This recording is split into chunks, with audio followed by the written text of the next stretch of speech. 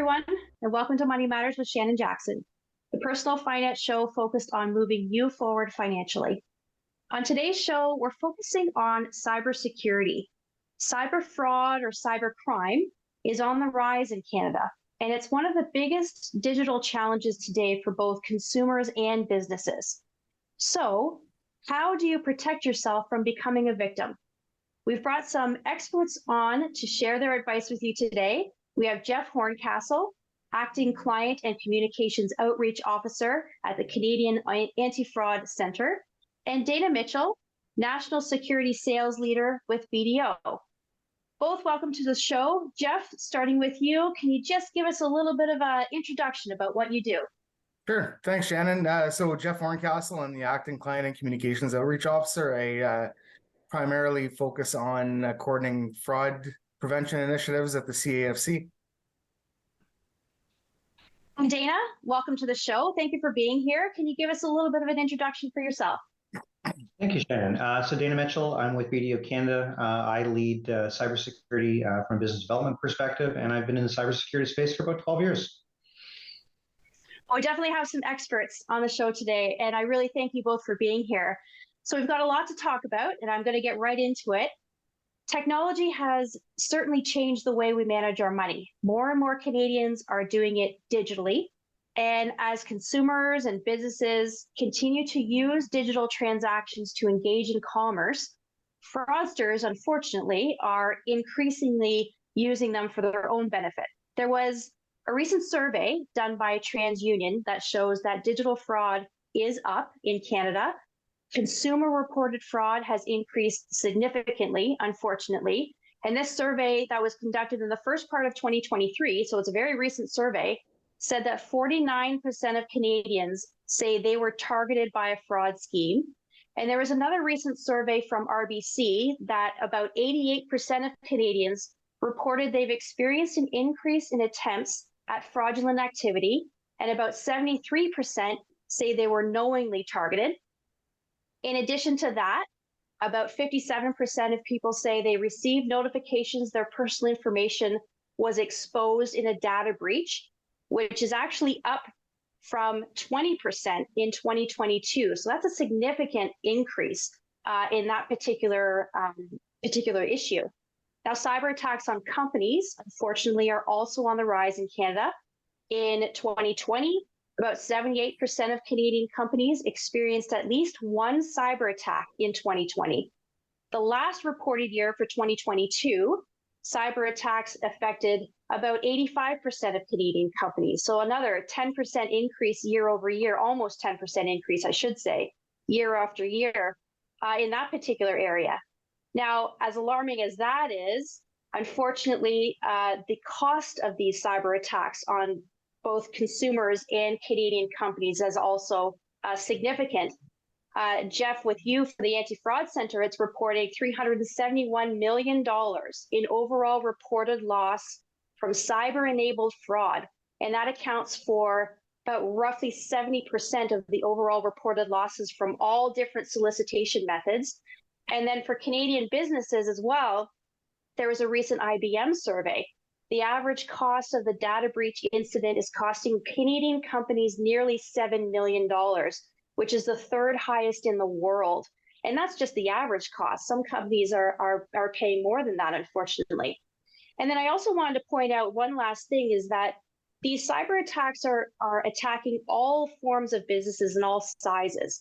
In the last recent Statistics Canada data from 2021, about 16% of those that were victims of the fraud were small businesses, 25% were medium-sized businesses, and about 37% were large businesses that also reported being impacted by this. So all of that said, that's a whole lot of data to throw at you.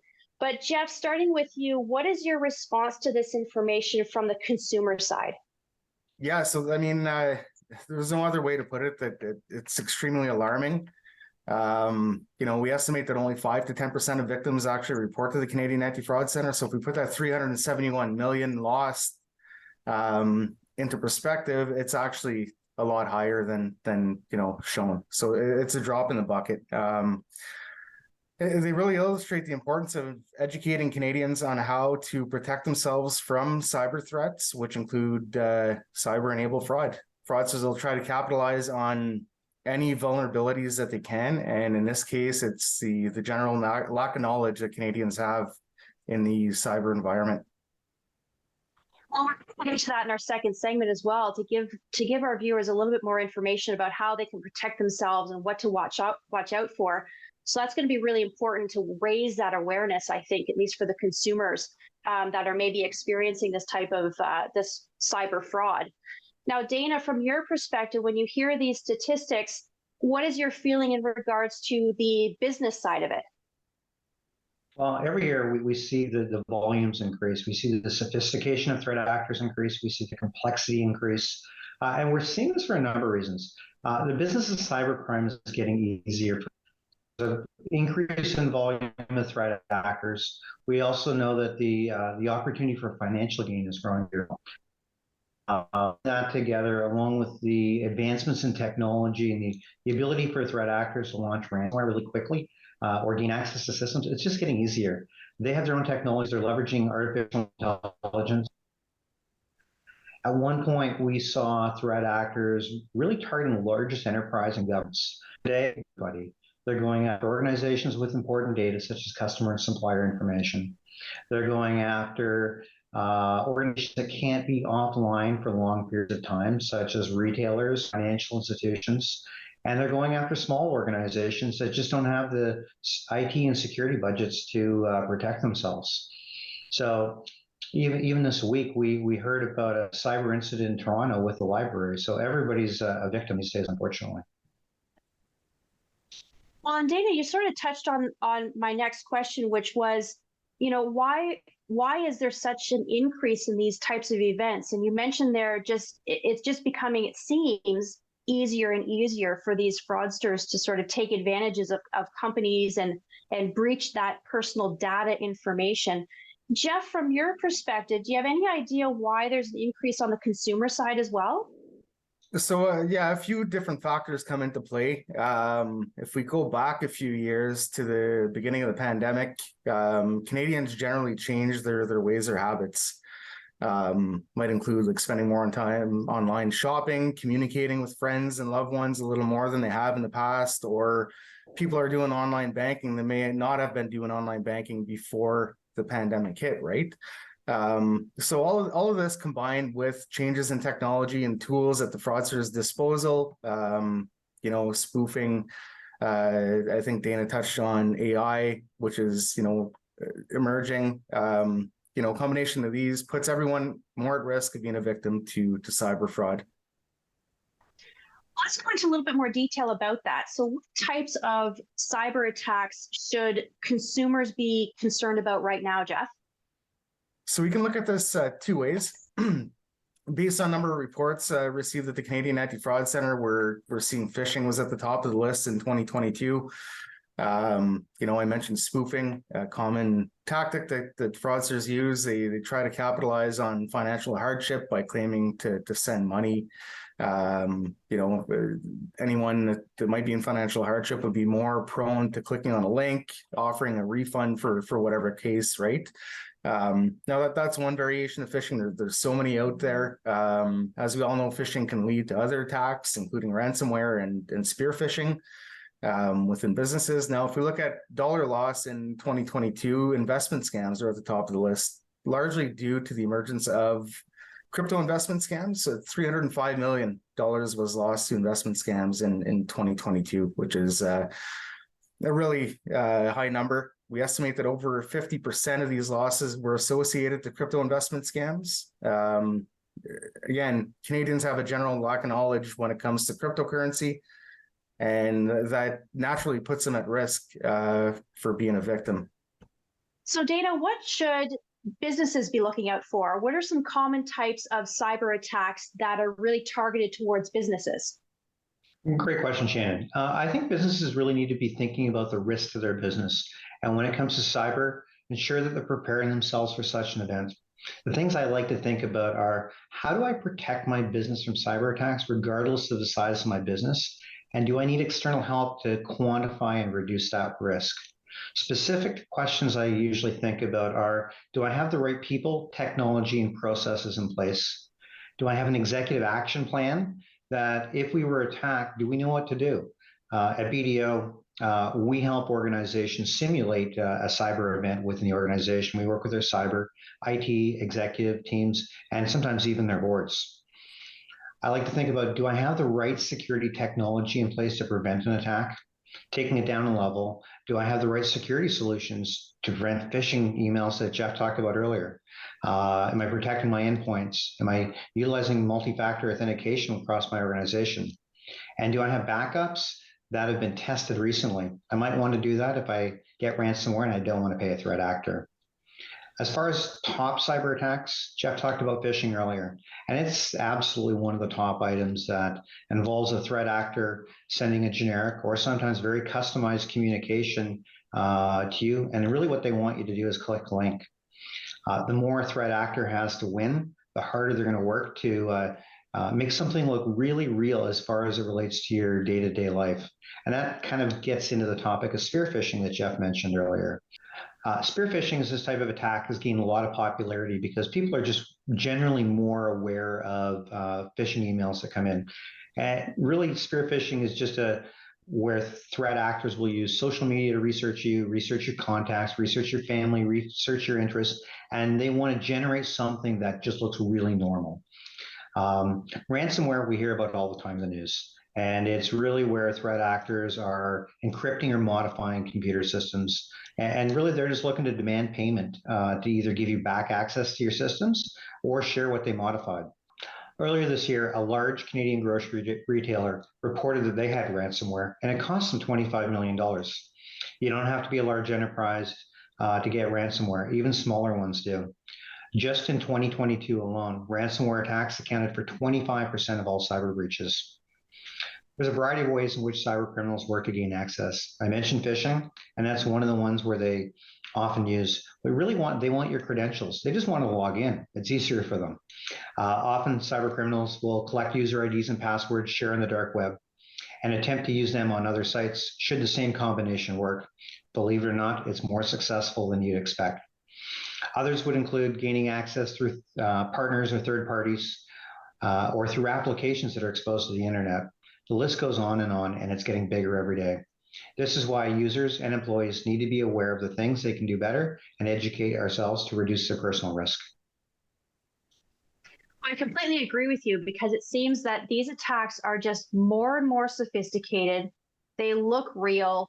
And obviously, we're just becoming more and more vulnerable as time goes by and as technology sort of improves as we go. So obviously, all of this information that we've been talking about, these statistics, we know that cyber fraud is something that we need to be vigilant about. So the question becomes, how do consumers and businesses protect themselves against this? And our guests are going to have some really great advice for you when Money Matters returns after the break. This program is brought to you by Ignite TV. Now you're in command. Visit Rogers.com for more details.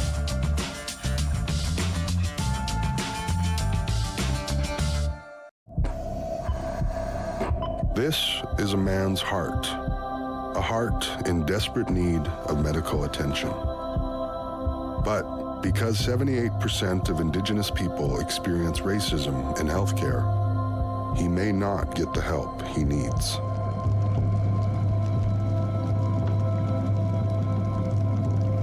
Become an ally. Rise above racism in healthcare. Focus better. Partner better. Sleep better. Breathe better. Love better. Work better. Friend better. Unwind better. Everything gets better when you get active.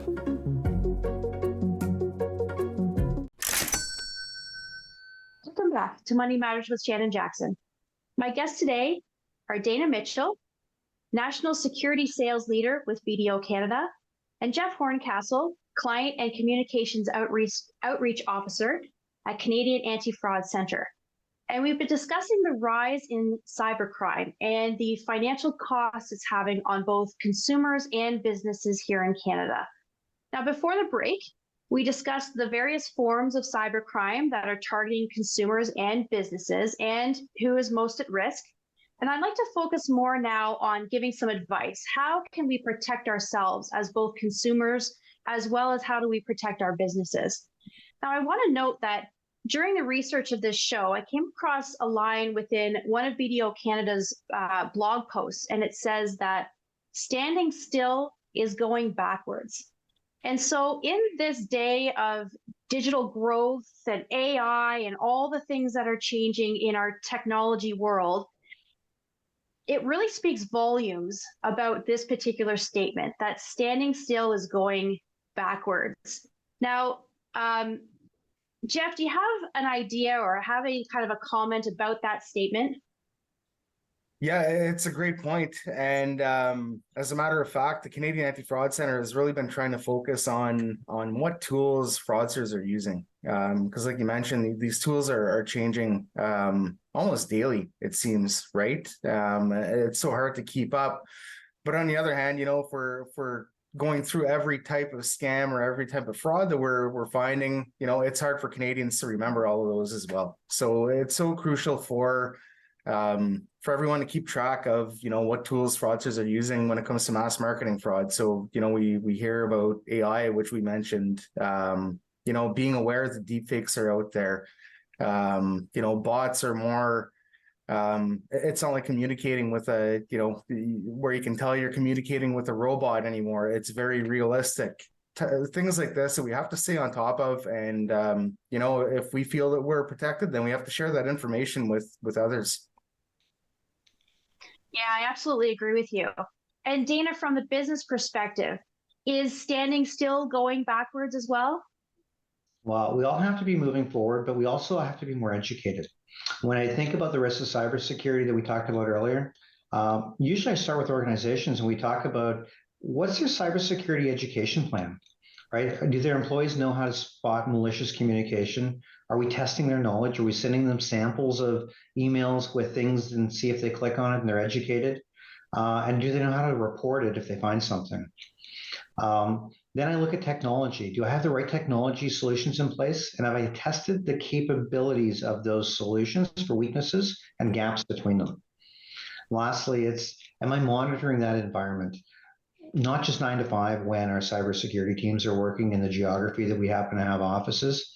We all know that cyber criminals work around the clock, which means threats are coming 24/7. So we need a team or an extended team to our security team to help us monitor those on a regular basis. Let's expand on that just a little bit. Let's go into some best practices for business leaders that do need this sort of knowledge and how to protect their businesses as well as their clients and their customers. So Dana, can you go into a little bit more detail about how business can do this and how BDO specifically can assist with this? Sure, I'd be happy to.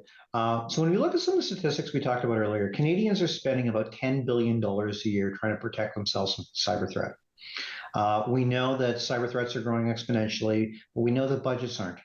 So BDO works with our customers in a number of ways. First off, we help them understand the capabilities they have, the knowledge they have, the knowledge their people have, the abilities they have to detect and monitor for security threats, and we assist them where they don't have those capabilities today. Secondly, we help them build a plan to reduce risk. And most often that risk reduction is through vendor consolidation. Organizations grow over time. They buy lots of security technologies and they don't always interact together. So how can we help them do that and really stop those threat actors before they gain access to their organizations? When we work with our customers and our executives and often their boards and do that brief simulation I spoke to earlier, we want to ensure that they're really well prepared and that they have somebody on hand should they need it. And finally, we help customers test their technology, their application security capabilities. We help them implement solutions, do audits and find gaps, and really just be an extension of their security team. And sometimes it's with some of our managed security services that we have. Overall, we've got end-to-end services regardless of how big or small an organization is and how complex they are as well. So we're there to really help them defend themselves. Like some really great services there for really any size of business owner, not only to sort of protect themselves, but also protect their clientele and their customers. So thank you for that. That's really good information for our business owners to have. So let's talk then more about the consumers and what can they do to protect themselves from falling victim to a cybercrime. The federal government recently launched a Get Cyber Safe campaign, which is a public awareness campaign created to inform Canadians about cybersecurity and the steps they can take to protect themselves online. Jeff, can you talk about this perspective more from the consumer side of things? Yeah, so throughout the like you mentioned, October was Get Cyber Security Awareness Month, which the Canadian Anti-Fraud Centre really participated in and contributed to. We published 5 bulletins which covered online extortion, buying and selling online, whether it's concert tickets or selling items on classified websites, investment scams, to name a few. So I mean, the best way to stay protected is staying on top of, what's new, what's going out there. The Canadian Anti-Fraud Centre puts so much information on their website. Follow the social media pages. Like I mentioned, it's a matter of taking that information if you feel you're protected and sharing that with people that we feel that are vulnerable. It might be a senior in your family. They may not be as tech savvy as you might be. So we have to take this into consideration. The Canadian Anti-Fraud Centre can't do it on our own. We can share the messaging, but obviously it's impossible to get to everyone, right? So we need everyone to come together and educate each other. Well, as was mentioned before, these types of scams are changing all of the time. And so keeping ourselves updated on, making sure that we're current on the different methods that are being used out there, what to watch out for, all of that information really is crucial, really, to protect ourselves just as individuals, because it's so unfortunately easy that we become victims of these particular scams. And so I thank you for sharing that information. Now, of course, as we mentioned as well, the fraud statistics themselves are alarming. The reality, though, that the actual numbers of these fraud events are actually much higher. The Canadian Anti-Fraud Centre estimates, like you said before, Jeff, only about 5 to 10% of people actually report the fraud. And so, Jeff, from your perspective, why are people reluctant to report this type of activity?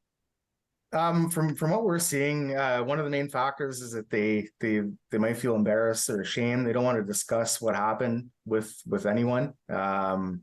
They may have the perception that no one will believe them, or that law enforcement may not investigate. They may not know that they're, in some cases, they are a victim of fraud. So we see this with romance scams, right, where it can last months or even years in some cases. Or they won't report the incident unless they're guaranteed restitution or a refund, or getting their money back. So we really try to focus on what the Canadian Anti-Fraud Centre does. Although we don't investigate, we share the information for prevention purposes, education, getting the messaging out there to protect Canadians from being a victim. And we also share the information with investigators, law enforcement agencies, not only in Canada, but around the world. So the information you share could be, the missing link to information that investigators are looking for. So it's so crucial to report both the local police and the Canadian Anti-Fraud Centre. And to expand on that, can you walk us through, if someone is a victim of fraud like this, how do they report it and who should they report it to? Yeah, so first of all, if you have been a victim, very important to contact your local police and file a report with them and the Canadian Anti-Fraud Centre. Now, there are 2 ways to report to the CAFC. You can do it online through our fraud reporting system at antifraudcentre.ca, or you can call our phone number 1-888-495-8501. And what type of information do investigators maybe ask for? What should they be prepared to provide to the authorities? So it really depends on the type of fraud you're reporting. If you're getting a phone call, obviously you want to document phone numbers, when you spoke to the fraudsters, any information they would have provided to send the payment. So any payment information, reference numbers, if you have them, your local police report number, which we document as well. So anything important related to the suspect, contact information, payment information is important. Well, we only have a few minutes here, but I want to sort of give you guys an opportunity to sort of give a summary or some final thoughts to our viewers. Dana, maybe starting with you, do you have any final advice for business owners moving forward if they're facing these cyber attacks? Yeah, I do. Thank you, Shannon. It's just really important to be aware what fraudsters are up to. Technology is constantly advancing, as we've talked about today. Those who carry out these attacks are advancing their technologies and their capabilities just as quickly as the largest enterprises are investing. But we all don't have that opportunity to invest millions or billions of dollars in protecting our organizations. So it's about ensuring that we have some of the right capabilities, ensure that we're using multi-factor authentication where we can, that we're backing up and testing our systems where we can, that we have antivirus technology running on our machines, that we have technology that can identify phishing emails automatically when and if it happens to come to us. These attacks are happening all the time. They're more sophisticated. They're happening across every business. So as BDO says, standing still is doing nothing, but not investing in security means you're falling behind. It just continue to invest regardless of how big or small that is. Well, thank you. That's excellent advice for our business owners. And Jeff, from the consumer perspective, do you have any final thoughts for our viewers? Yeah, anyone that wants to stay up to date or educated on mass marketing fraud, what we're seeing, can go to our website, antifraudcenter.ca. We also post current alerts, examples of frauds that we're seeing on our social media pages, Canadian Anti-Fraud Center on Facebook and at Anti-Fraud Center on X. So it sounds like they should sort of take it upon themselves to sort of educate themselves, make sure they know what scams are out there and that kind of thing. And all of that information can be found on your website, Jeff? Absolutely. Exactly. Yep. And Dana, for yourself, if anyone wants to connect with you or get some more information from you, how can they do that? Number one, I'm on LinkedIn, so Dana Mitchell at BDO Canada. Or secondly, you can visit www.bdo.ca and search for cybersecurity. Jeff, if anyone wants to reach out to you personally, how can they do that? They can do that by visiting our website, antifraudcenter.ca, or calling our toll-free number, 1-888-495-8501.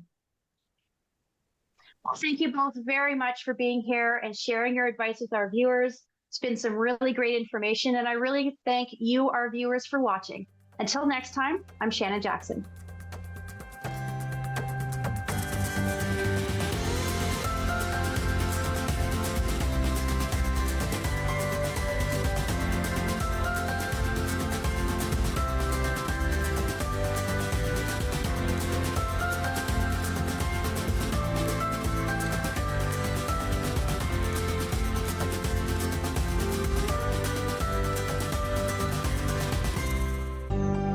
Call the Rogers TV viewer response line, email us, or connect with us on social media.